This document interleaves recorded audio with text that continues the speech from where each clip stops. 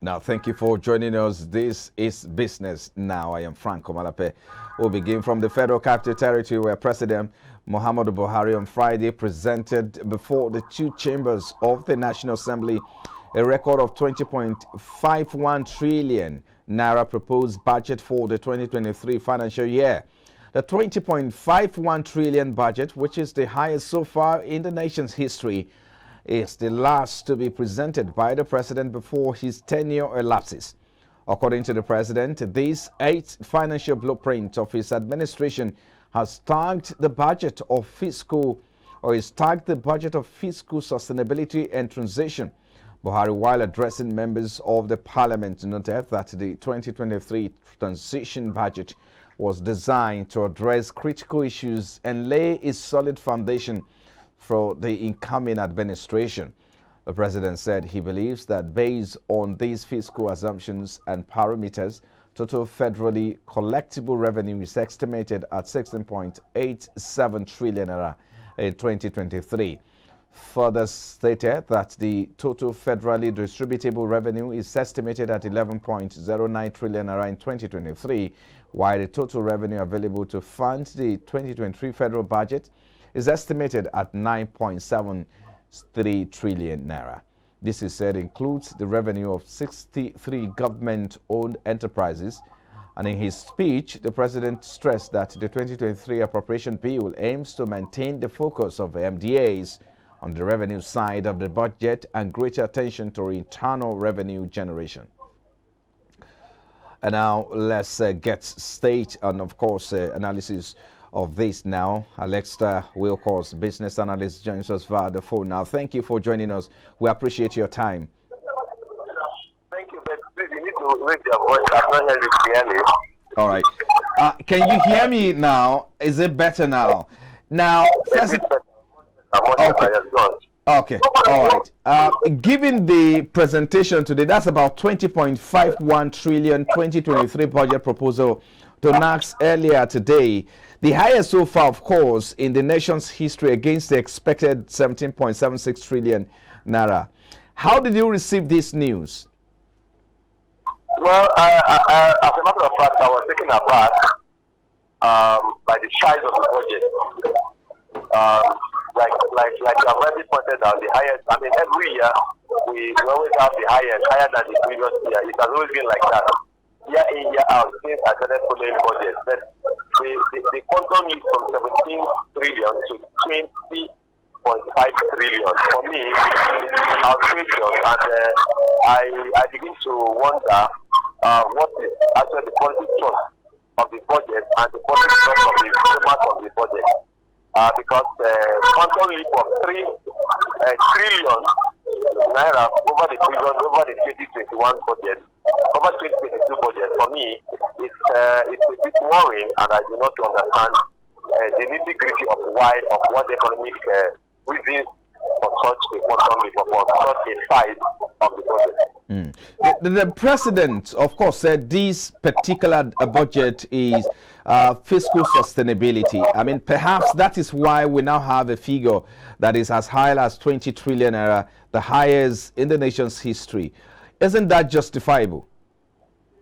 Well, the one of let's even bring the issue of highest in the nation's history.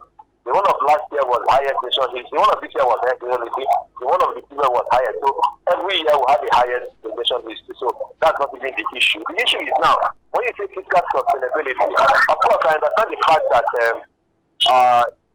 with what happened in the world, starting from COVID, go into the Russian crisis and other financial crises around the world, there is a need for spending for government all over the world to spend to boost the economy, yes, so that the economy is not going into recession or depression. So spending is part of government activity to boost an economic activity. But when you have to spend and you spend out of what you don't have, that is relying so much on debt stock to stimulate the economy, then there's a problem in the long run. Yes, in the short run, you will achieve one objective, that is in the short run. But in the long run, you are also going to achieve, you're also going to create more debt problems, and which you are not sure of revenue. Because I'm not concerned. The the revenue available to government is low. And so I will not be in the saddle of leadership, and I will continue to go for debt. Because from the budget I saw, you are looking at a debt of a borrowing, a deficit of almost 8 trillion. I don't know of 8 trillion now. I don't know of trillion, not billion, not trillion.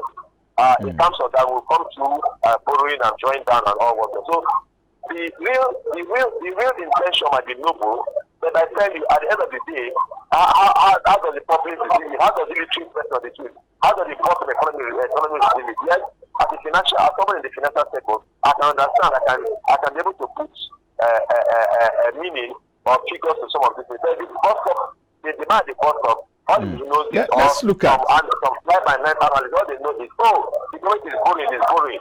Yes. So again, just a moment. Must also come to play at this point.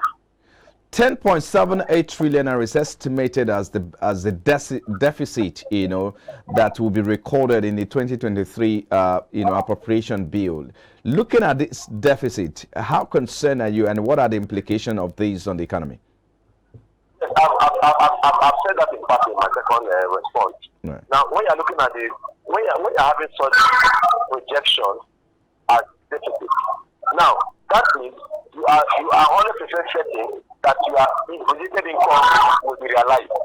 And in this uncertain world, projected income are never realized. Now, I've not seen the nitty-gritty, so I will have been able to analyze the revenue performance for this fiscal year.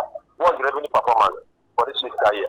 So if the revenue performance for this fiscal year has been surpassed, then I can say, okay, maybe at the end of the day, you might not need all that amount of money to finance the project because they are scheduled to surpass the revenue projection.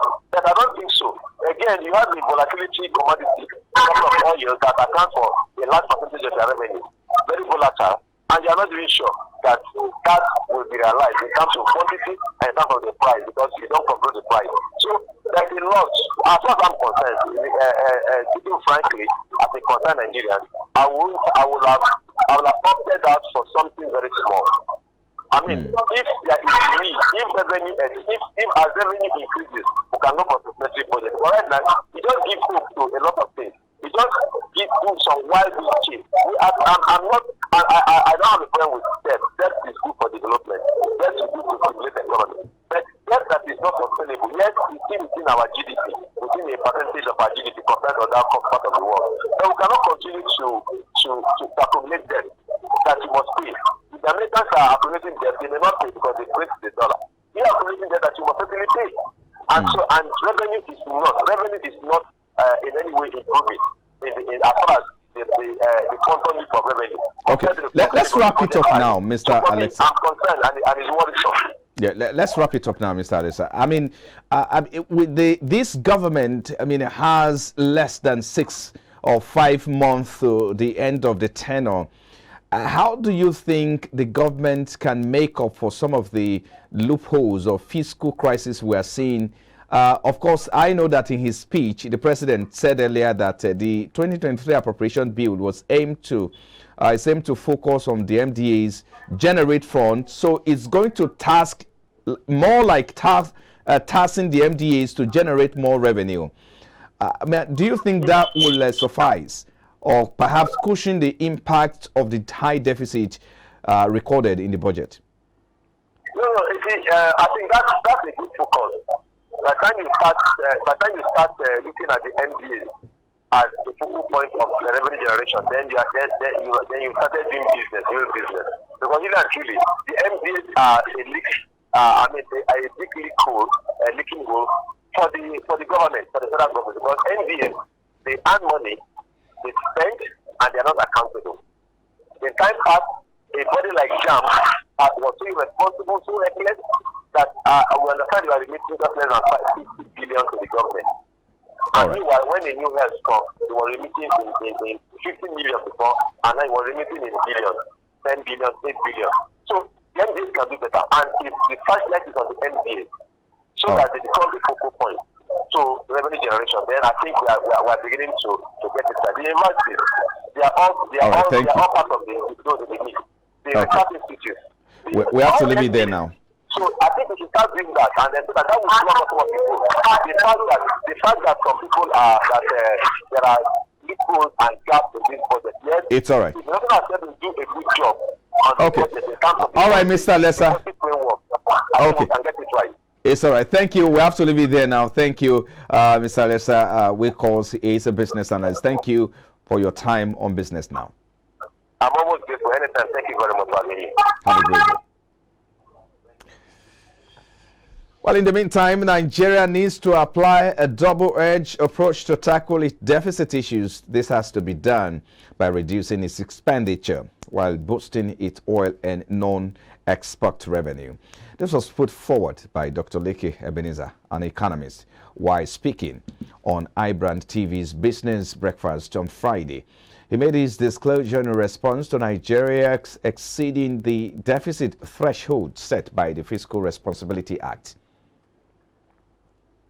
That is not to say that for every law there's always an exception, and so the point is that at every you cannot you have to look at the facts that are on the table, and because if you are comparing between fact and truth in the court of law, they pay attention to facts and not the truth. So the fact shows that we are really running at deficits, and of course, for us to be able to meet up as a nation, we might have to outshoot the threshold of the Fiscal Responsibility Act. And of course, that will be understandable for any court of law, but that is not to say that we should not be responsible as a country when the facts are there. And that's why I said we have to use the double-edged approach of reducing our expenditure and try as much as possible to increase our oil and non-oil revenue. So if anybody is taking up that to the court of law, the fact will speak for itself. Res ipsa loquitur. And for me, I believe that the government perhaps believes that they are doing the best they can do at this time.